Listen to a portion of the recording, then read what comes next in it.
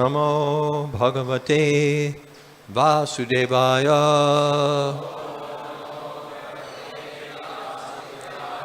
Om Namo Bhagavate Vasudevaya. Om Namo Bhagavate Vasudevaya.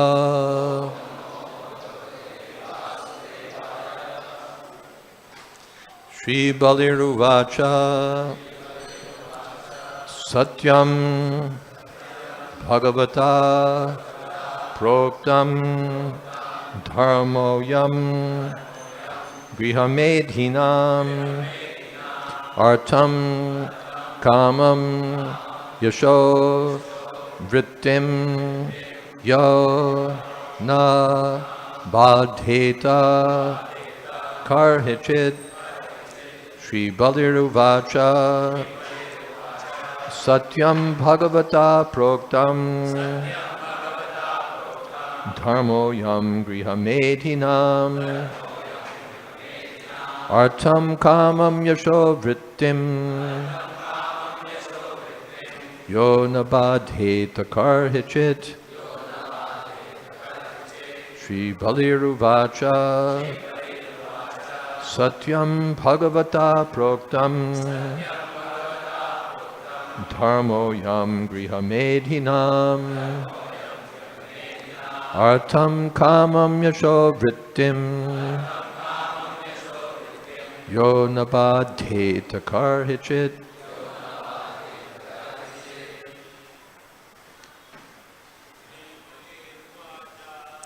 Baliruvacha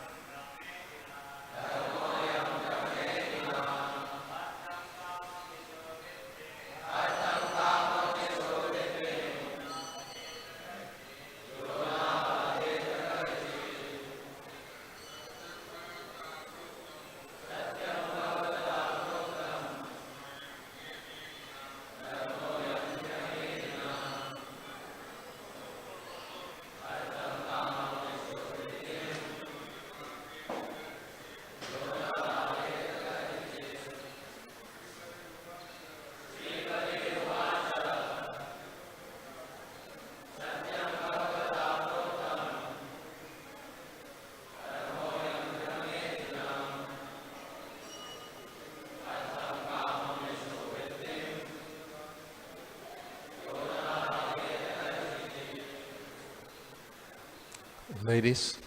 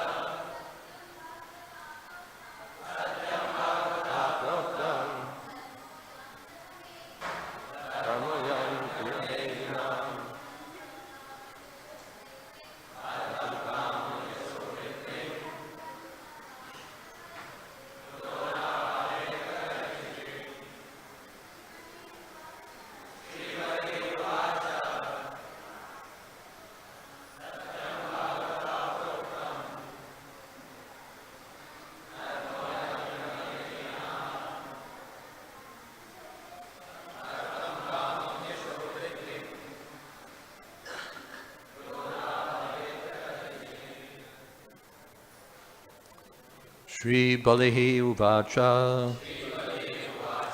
Bali Maharaj said, Satyam, it is truth. Bhagavata, by your greatness. Proktam, what has already been spoken. dharmaha, a religious principle. Ayam, that is, griha medhinam, especially for the householders. Artam, economic development. Kamam, sense gratification. Yashaha, vrittim, reputation, and means of livelihood. Yaha, which religious principle? Na, not. Badheta, hinders. Karhichit, at any time. Bali Maharaj said, as you have already stated, the principle of religion that does not hinder one's economic development, sense gratification, fame, and means of livelihood is the real occupational duty of the householder.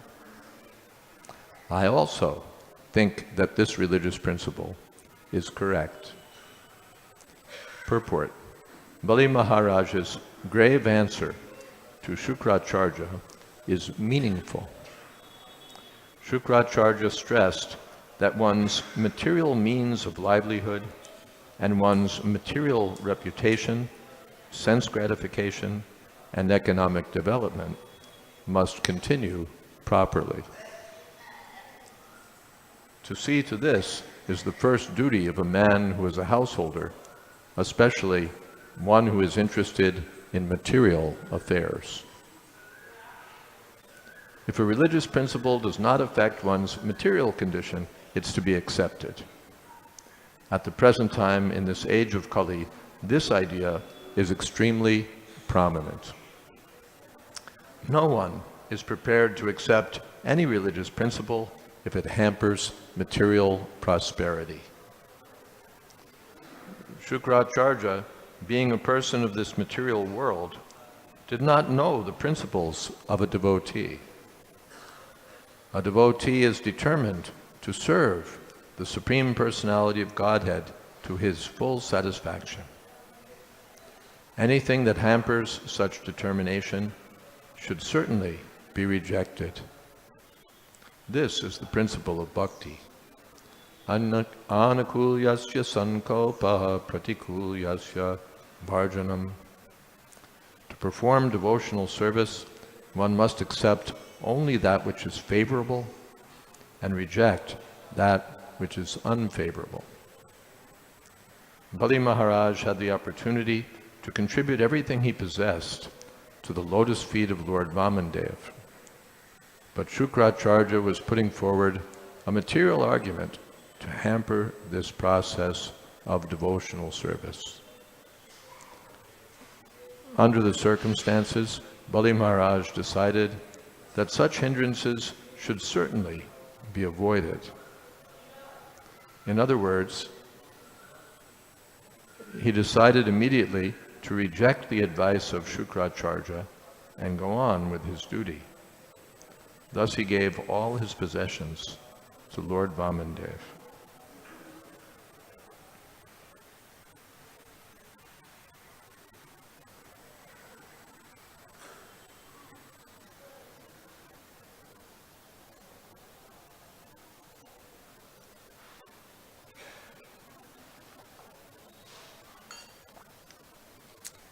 Om Jnanatimirandhasya Gyananjana Shalakaya Chakshurmilitam Jena Tasmai Shri Gurave Namaha Shri Chaitanya Manobhistam Sthapitam Jena Bhutale Swayam Rupa Kada Mahyam Tadhati Shapadantikam Bandehang Shri Guru Shri Jata Padakamalang Shri Gurun Vaishnavamscha Shri Rupam Shagrajatam Shahagana Raganatan Vitam Stam Sajivam Shadvaitam Shavadhutam Parijana Sahitam Krishna Chaitanya Devam Shri Radha Krishna Padan Shahagana Lalita Shri Vishakhan Vitamscha He Krishna Karuna Sindho Dina Bandho Jagatpate Gopesha Gopika Kanta Radha Kanta Namostute Tapta Kamshana Gaurangi Radhe Vrindavaneshwari Prishabhanu Sute Devi Pranamami Hori Priye Vansha Kolpatarubhyascha Kripa Sindho Bhyevacha Patitanam Pavanebhyo Vaishnavebhyo Namo Namaha Shri Krishna Chaitanya Prabhu Nityananda Shri Advaita Gadadhar Shiva Shadi Gaur Bhaktavinda Hare Krishna Krishna Krishna Hare Hare Hare Rama Rama Rama Hare Hare.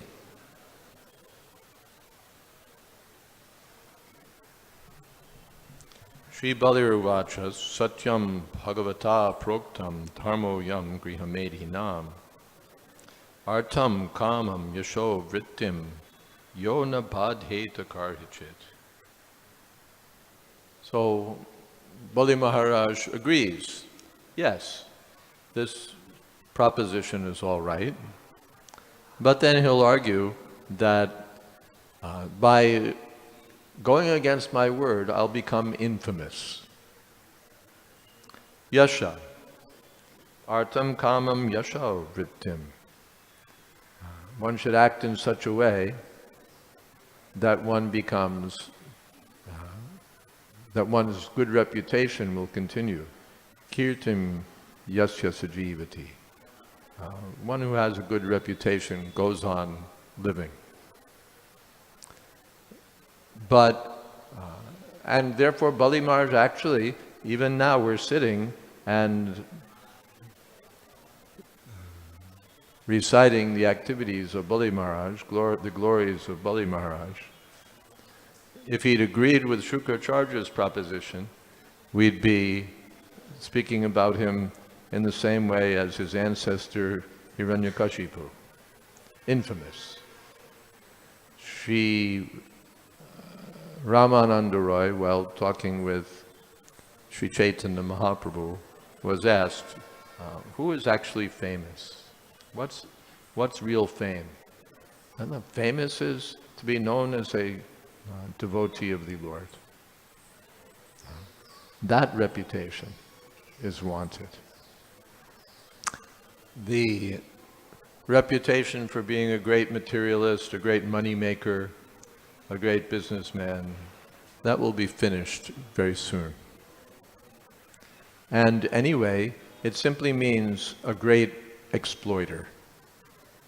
How clever we are, how capable we are at exploiting the material energy. That reputation will not actually help us. Prabhupada said, we want a certificate from Krishna. This man has done some service. That we want, not a certificate from the materialists, this prize, this award. That's not very important. But to be recognized by Krishna, this man has done some service, that is substantial. Bali Maharaj is famous for Atmanivedanam, complete self-sacrifice. That's the thing that's wanted. Satyam Bhagavata Proktam Dharma Ayam Grihamedinam. For the materialistic householders, your Dharma Artha Kama is all right. These are principles. But Bali Maharaj says that bhakti is more important than all of these other dharmas. Sarva dharman pratyajya mamekam sharanam praja. For materialistic life, this dharma, that dharma, this principle, that principle. Dharma, especially with, they're interested in dharma for artha, or they're interested in artha, and dharma can be accommodated to the extent that it doesn't interfere with artha. If dharma will help us in artha, then it's very good. Otherwise, at least if dharma doesn't get in the way of artha, then it's still all right. But if there's a conflict between dharma and artha, artha. But in Bhagavatam, dharmasya hyapavargasya nartartayopakopate. Then nartasya dharmaikantasya kamalabhaya hismita. Dharma is actually meant for getting free from the miseries of material existence, free from our false situation as exploiters of this material world, free from false ego, free from false possessiveness. This is the real purpose of dharma. Dharmasya hyapavargasya. Not tortayopakopate. Not for the sake of making money.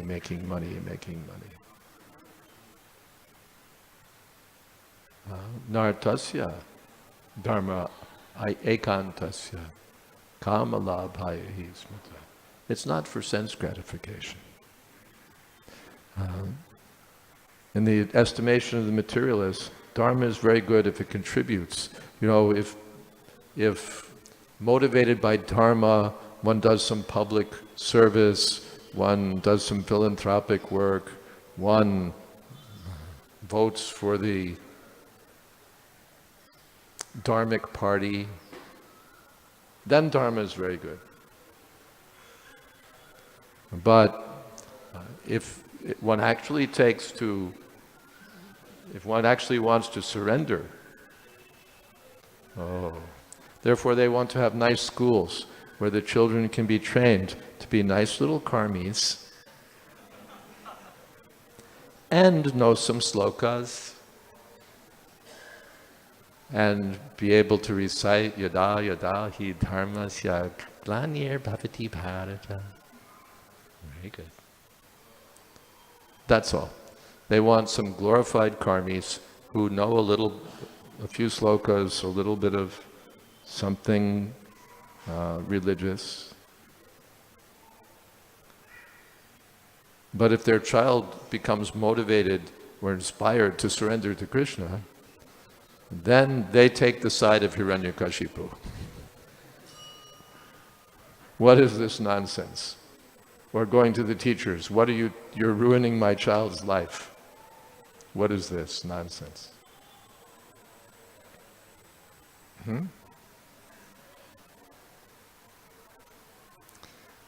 Therefore, Prabhupada didn't like schools. He liked Gurukul. Brahmachari Gurukule Vasantanta Gurur Hitam. We teach your child how to become a slave. How to become a slave of the spiritual master. Because otherwise you'll send him to the school and he'll learn how to be a slave of his boss, a slave of a multinational corporation, a slave of the government, a slave of some other employer. But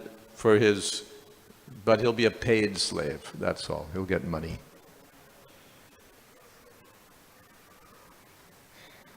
If he becomes a slave of the spiritual master is not going to pay him anything. Prabhupada said so many times, I am not bribing these boys, I have no money. Especially American boys, how can you bribe them?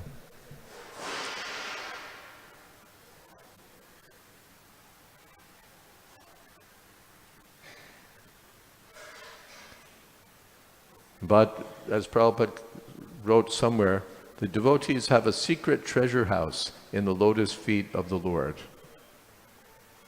They have a secret treasure house in the lotus feet of the Lord. Your wages will be lost. First of all, they're lost right off the top. So much you have to give to the government, so much you have to give here, so much you have to give there, all obligations. Then you have a little money still left. But even if you have lakhs and crores, it will all be taken away. Mrityu sarvaharaschaha. And then you have to go to your next life without your money. And who knows? You get to go to your next life with all the sinful reactions accrued by accumulating the money, and the money stays back. What a deal.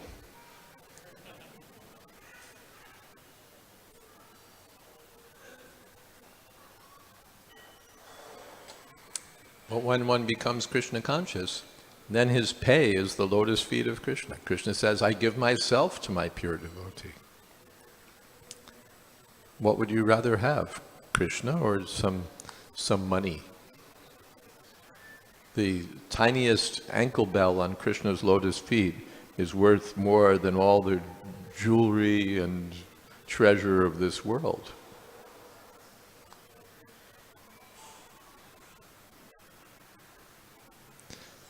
Lakshmi Sahasra Satasam Brahma Sevya Mana. Thousands and thousands of Lakshmis are attracted to the lotus feet of Krishna and want to serve him. And this is the real business of human life, to revive that natural dormant love for Krishna. That should be kamasya nendriya pritir labho jiveta yabata jivasya tattva jigyasa narto yasceha karma bhi. This should be the real business of life, how to get out of this entanglement and illusion. Not how to get deeper in or how to succeed in illusion. How to get out of illusion. How to understand that I'm not this body, that I'm spirit soul, that I'm servant of Krishna, that my life is not meant for sense gratification. It's meant for going back home, back to Godhead. This is real education, and this is real progress of human civilization. Everything else is nonsense. And therefore Bali Maharaj, although superficially accepting, yes, this is all right, rejected the whole proposition. And our Krishna consciousness movement is meant for that. We're not here to help people become more materially prosperous. We're not here to be philanthropists or to be humanitarians or to be great philosophers. We're here to try to revive our eternal love for Krishna and the eternal, what Prabhupada called the eternal serving mood. So for that reason we're chanting Hare Krishna, Krishna Krishna, Hare Hare, Hare Ram, Ram Ram, Hare Hare. What questions?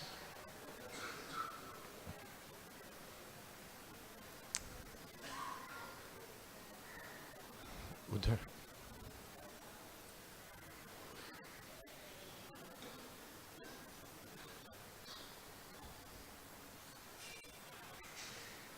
Hare Krishna Maharaj. Many times the devotees, they start with a career. The devotees what? Many times devotees start career. Start earlier. Start their career. Start their career. Career thinking that they will use it in service of Krishna. But as they go on, the kind of consciousness which they started, they don't continue with that. And due to weakness of heart, they are not able to utilize the resources which they have obtained in service of Krishna. So how to get out of this weakness of heart? Yeah, we think that I'm going to have a career and then I'll use the career for Krishna, but instead the career uses you. You become the servant, you become career das.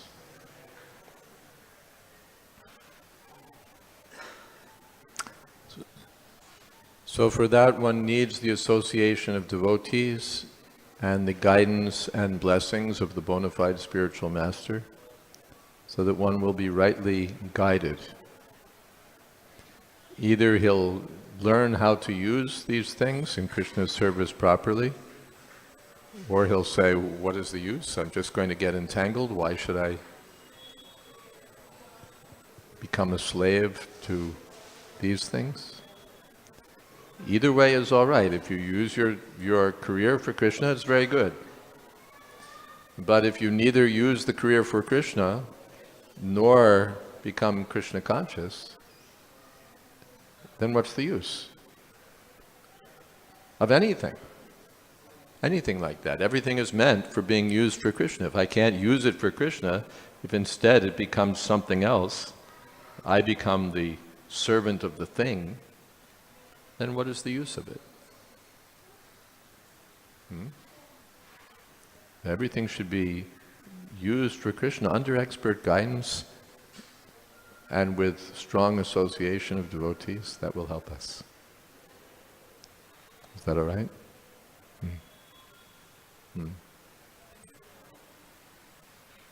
Hare Krishna. Maharaj, as you were mentioning that Prabhupada did not like schools, but we see we do have some schools managed by ISKCON. Like in Bombay we have 2-3 schools, in Vrindavan we have schools. And the thing is that if we don't open our own schools, If we don't what? if we don't have our own schools, then the congregation children, they will go to somewhere else, in convent schools and somewhere else. If we don't provide a Karmi school, then they'll go to a Karmi school elsewhere. So we should provide Karmi schools for them. So, my question is, do we need ISKCON managed schools? Do we take? Do we need ISKCON managed schools, which will give some shlokas and some culture? Yeah, do we want to set up nice little Karmi schools where the children will learn government syllabus, get a good government syllabus education with some nice slokas and maybe an RT and something? Do we want to do that? Well, I don't know what we want to do, but I know what Prabhupada wanted to do. Here in Bombay, the life members wanted to start such a school. They were ready to fund it. They were, practically begging that we need a school, and Prabhupada refused. He was not interested or willing to do it. Therefore, during Prabhupada's time, there was no such school. He didn't want it.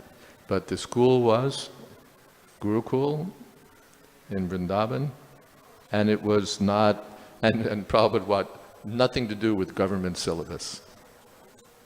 Nothing to do with the government syllabus.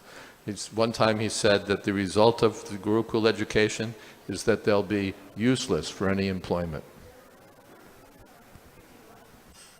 His children will be useless for any employment. Because employment means Shudra. Employment means you're the servant, paid servant of someone. That's called Shudra.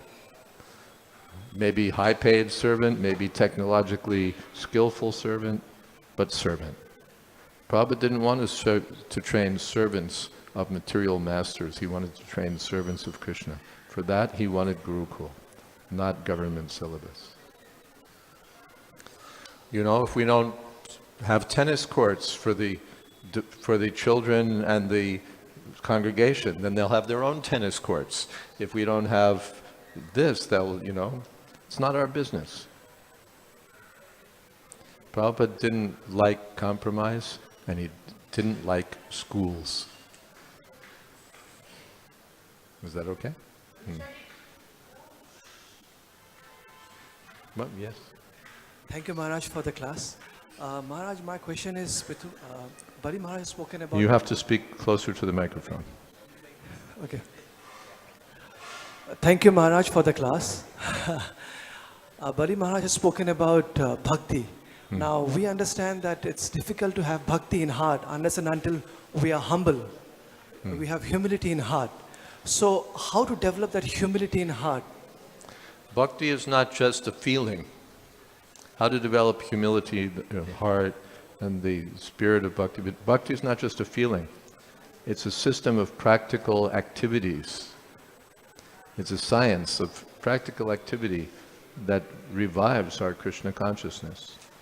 We may not have much humility, we may not have much devotion, we may not have much anything good, but if we follow the system of reformation given by the Shastras and delivered by the spiritual master, then we can come to the right point. In the beginning it's understood. We won't have a lot of devotion, we won't have a lot of humility, we won't have a lot of the good qualities of a devotee, but maybe we'll have some interests. Adho Shraddha, little faith, a little interest. Then next thing is sadhu sangha, to associate with devotees. That will help us make further progress. Then bhajana kriya, to take up the systematic activities of devotional service under the guidance of a bona fide spiritual master. Then we see the progress really moving forward. Anartha nivritti, the unwanted things in the heart are cleansed away. One gets firm faith, attachment, up to love of Krishna. Thank you, Maharaj. Hare Krishna. So Maharaj, you were mentioning that we are not here for teaching bhakti. Not here for? Teaching bhakti or giving bhakti to people. We are not here for... We're not here for teaching bhakti? Yeah. I'll complete, Maharaj. I didn't say that. Go ahead. We are not here for teaching bhakti so that their material prosperity increases. Yeah. At the same time, we come across this thought that we see that some people may be interested in that partially in the beginning. Some people may be interested in this only partially in the beginning. So, and also if we don't facilitate them, we don't preach that you do this, but at the same time, they're at that level. If we don't facilitate, so then how will that happen? The thought we come across that over lifetimes they will grow. Sometimes. No, we don't object if you're engaged in making money, you have a career, your householder does have to make something. But that's not our business. We're not here to show you how to be more successful in your career, how to make you, how to create love for all your this or that. We're not into we're not meant for all those things. Actually, we're for Kevala Bhakti, pure Bhakti. And these other things are mixed in. So we don't have to teach you how to mix the stuff in. You already know that. We don't need to teach you how to improve the ingredients that you're mixing in. That's your business. But we're going to give you the real thing, the ultimate thing. And even teach you how to gradually move away from the unwanted things. Even if you're prosperous, the most prosperous devotees who are advanced don't care about the prosperity. Let me just give that to Krishna, because what will I get from holding on to it? That means the bhakti has become more strong than the prosperity. Otherwise, some prosperity and a little Jai Jagadish Hare, that's all. That's the whole, I was going to say the whole world, but no. Mostly they're interested in prosperity, and if they're religious, then the religion is all right if it contributes to prosperity or doesn't get in the way. Anything beyond that, oh, no. The religion is blocking my prosperity. Kill it, or trim it back. And we're not meant for helping in that project of decorating your material life with a few little bhakti blossoms, a few little dharma blossoms on your material existence. No, that's not our job. That's the business of Shukracharya. Really, that was his business. That he has a disciple, and he's got a nice rich disciple too, a king, and my business is to teach him some dharma and some rituals and some, little of this, a little of that, some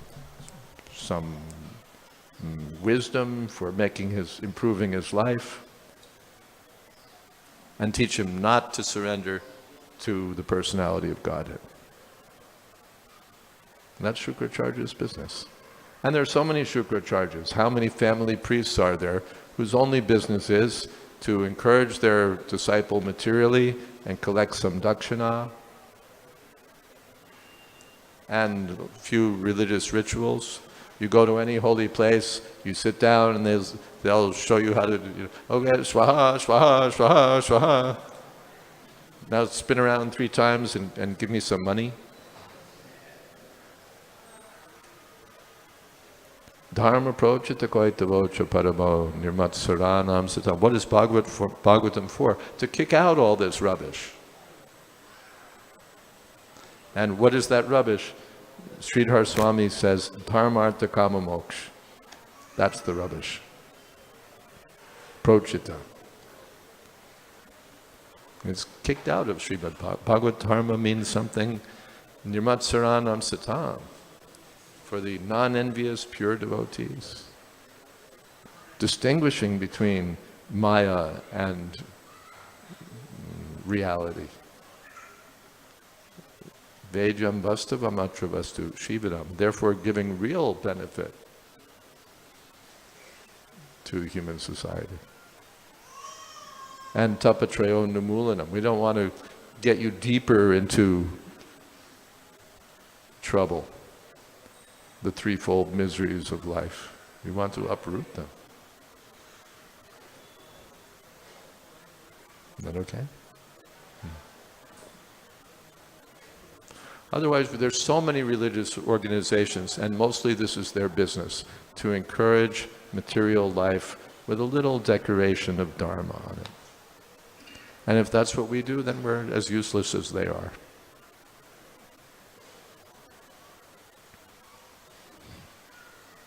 Maharaj, you were mentioning that how Guru teaches slavery.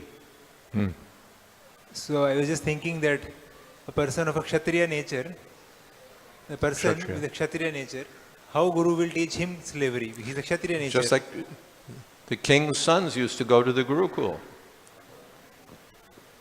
It wasn't only the Brahmins, Brahmachari Gurukule. The sons of the kings would go to just like Krishna. Okay, he was sometimes known as a Vaishya, but when he was a Kshatriya, his father sent him to the ashram of Sandipani Muni, where he was carrying firewood for his guru and doing menial service. His father, his adoptive father, was a big wealthy man, thousands and thousands of cows and property, and his father by birth was a Kshatriya. But Krishna didn't come to the ashram and say, my father is a very wealthy man, my one father is a very wealthy man, my other father is a Kshatriya. By your good fortune, they've sent me here. He was serving like a menial servant.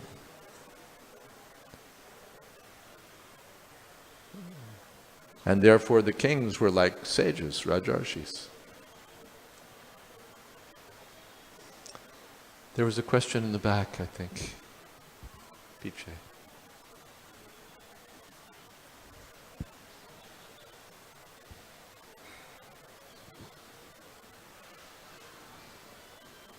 Hare Krishna, Prabhuji. Hare Krishna. My question is, how does a new devotee get steadiness in devotion, especially if he is demotivated and he is not seeing any direct benefits? How does a new devotee become devotee to Krishna, especially if he is not getting any direct benefit? He is not seeing any direct benefits. Initially, we're not getting any direct benefit. And he's being demotivated by various He's external demotivated factors. by so many other things. Right. Yes. Some benefit you must get, otherwise why will you come? If you feel that you're coming and you're not getting any benefit, you won't come back. Right? So those who are more intelligent, they'll come and they'll see, no, there's benefit here. I'm getting knowledge from this literature. I'm getting happiness by chanting Hare Krishna. I'm getting purification of heart. I'm getting association of those who are turned toward the Supreme. I'm getting a happy diet, Krishna Prasadam. I'm learning a happy way of life, pure way of life. How is that not beneficial? Guruji, one more question I'm having. Like another question. Another question. Go ahead. While he might be trying to gain steadiness in his devotional service, sometimes he gets demotivated by the external factors. So Sometimes he while loses he's trying to interest. get steadiness, he gets demotivated by external factors. Right. Therefore, one, avoid the external factors as much as possible.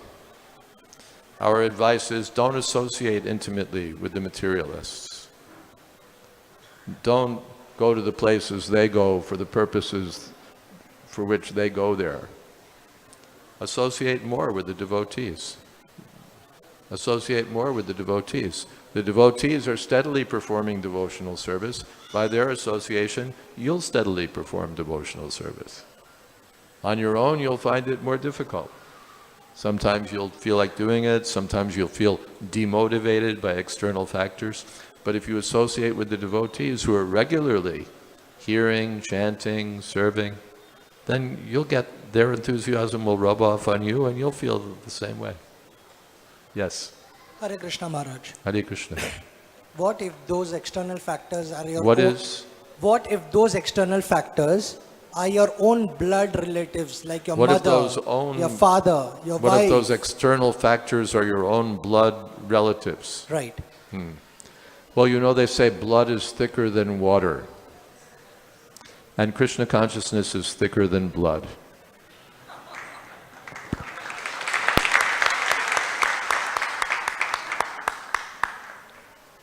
So the same thing, seek the association of those who are Krishna conscious. All right, you have your family duties, which you have to continue, but not expand unlimitedly. And in the association of devotees, get the inspiration and the knowledge how to deal with all of these things. Because they are a major hinder. Because They are a major hinder in your bhakti, right? they're a major hindrance. Yes. Yeah, major hindrance. If they're not Krishna conscious, if they're averse to Krishna consciousness, yes, they're a major hindrance.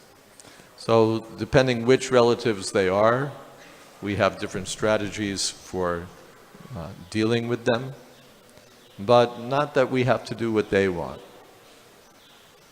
Just as Bali Maharaj, he had his guru. Guru is as important or more to be respected than my relatives.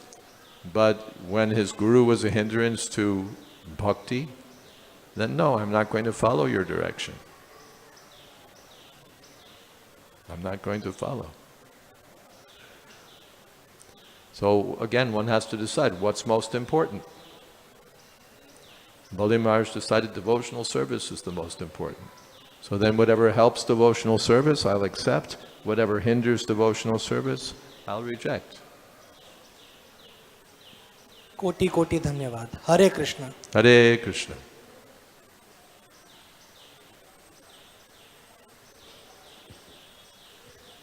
Everything depends on the microphone.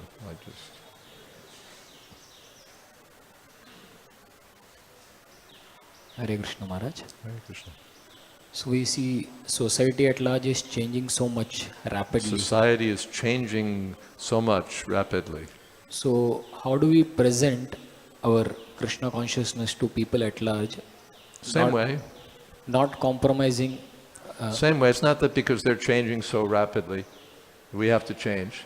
The Prabhupada came to, like India now. You're changing so rapidly that maybe you're something like America in the 1960s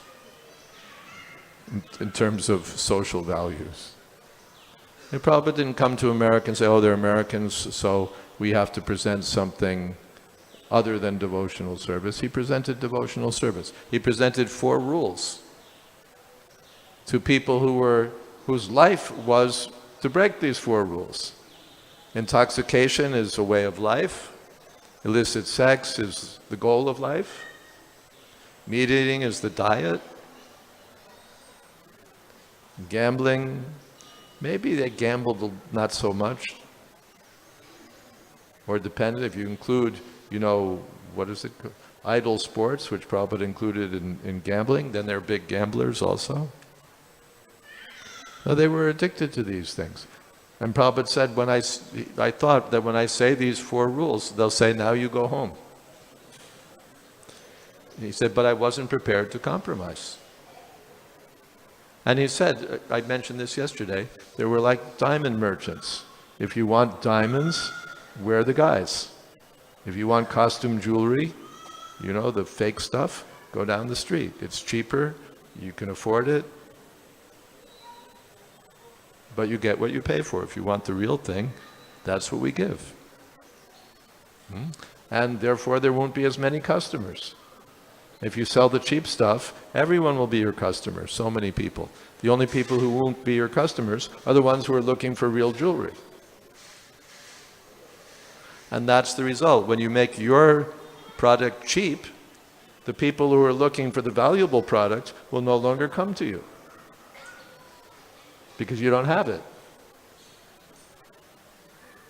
Prabhupada gave the example that in Calcutta there's some really first-class sweet shop. They make everything in ghee, first class, and people line up to go there. So Prabhupada was in favor of top quality product. He said a little bit of a pure thing is worth heaps of adulterated things. Our business is not to adulterate bhakti, to make it palatable for the fools. However much things have changed, there are people who want the real thing. And those people will come. And the other may or may not come. We encourage them to come also. We may give them some encouragement. But we can't cheapen our product to suit the weakness of the materialists or the material interests of the fools. Is that okay? Hare Krishna Maharaj. Thank you Maharaj for the class.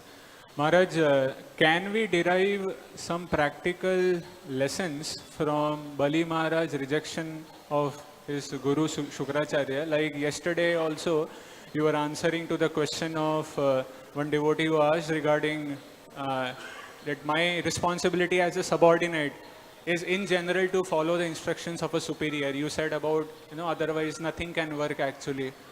So my question is, like last time I remember Maharaj, you came to Juhu, you mentioned about one American park where in a little, you start making a building, a small building, but eventually that park will get destroyed. A little deviation, a little hindrance, you said. So in our practical scenarios, like our seniors or authorities, they may not directly tell us the way how Shukracharya told to Bali Maharaj. May not directly tell us what? To reject our, to basically reject Vishnu or Krishna, So can you tell us, Maharaj, how we can then, take some practical lessons in our day-to-day life? Or is this scenario of Bali Maharaj rejecting Shukracharya is only for some extreme scenarios wherein a Guru... Yeah, the lesson here is not that as Bali Maharaj rejected Shukracharya, you should reject your temple president, reject your GBC man, reject all of the senior devotees. That's not the point. So can we derive some practical lessons in our day-to-day life? Yeah, sure there's practical lessons, but the practical lesson is different. Pratikul yasya varjanam. If it's contrary to devotional service, if it's unfavorable to devotional service, reject that. That was the problem with Shukracharya. It's not that Bali Maharaj was very eager to show his stuff by rejecting his guru. I'm so big that I'll reject my guru. But because his guru was pratikul. His guru's instructions were unfavorable for devotional service. Then he rejected. Otherwise, if they'd been anukul, it would have been wonderful. So we don't expect that you come to the Hare Krishna movement and then all the leaders will be pratikul, they'll be teaching you dharmartha kama moksha. The leaders are meant for preaching pure devotional service, and that's what we expect, and that's what we generally see. Otherwise, if you see something wrong, I went to a temple one time, and the temple president had made all the devotees into drug dealers to support the temple, and he was calling it Sankirtan. You know, you go to Sankirtan, to Thailand, and you get some money by this illicit business and spread Chaitanya Mahaprabhu's movement. That was what he was preaching. And engaging brahmacharis and, you know, a wonderful business. Oh, that's pratikul. Such a person should be thrown out, rejected. And that sort of program should be thrown out, rejected. So if something like that creeps in, then Prabhupada wanted us to be vigilant, that rubbish shouldn't be allowed to creep in through the, you know, under the door, or through the door, or over the door. The things should be kept pure. And that's one of the functions of the leaders, to see that impure things are kept out, and that the pure things are taken care of nicely. Is that okay? I have one more question. One more. Maharaj, like you said about that in general we should follow our superiors, Guru. So like we are ready to follow, but then when we see that, you know, if they have pure motives to get pure devotional service to this devotee, then we are also very happy to follow. But then if Therefore, we find the leaders should be pure devotees so that you'll be happy to follow them. All the leaders, the Sankirtan leaders, temple officers, pujaris, everyone in every department, leaders should all be pure devotees. Then everybody will be very eager to follow them. That's the secret of good management. Just be a pure devotee. One secret. You also have to know something about how to manage, but you're halfway there if you're just pure in heart, then people will be eager to serve you. So Maharaj, but then on the contrary, when we see that they are guiding us, but they have some motives here there to somehow you know, make his ego crash, or sometimes we see they have motives, there's an ego, but anyway, if it's favorable, you know, maybe he wants to send you out on book distribution because if we get the highest scores, I become the #1 book distribution leader. And I get famous, I get recognition. So that's some egotistical taint. And maybe you see that he's thinking, if I send him, my scores will go up for the temple and da-da-da-da-da. And I'll be... But you don't care, because your job is to distribute transcendental knowledge, and if his ego is satisfied at the same time, you don't mind. It's still favorable. It's still favorable.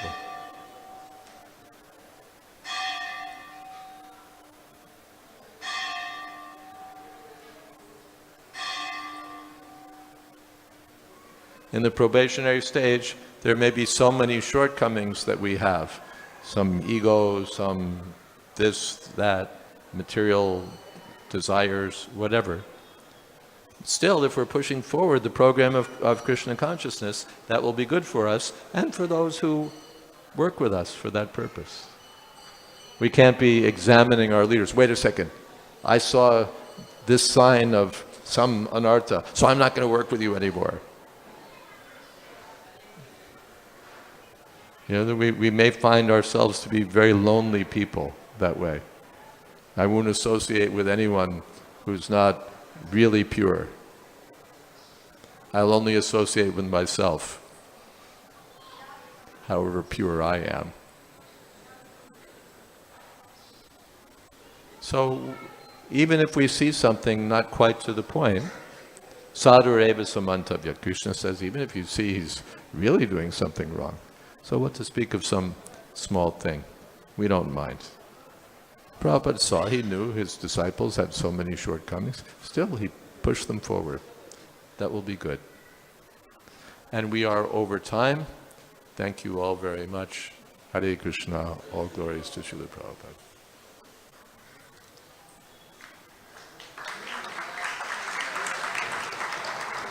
Right, we should stop on time.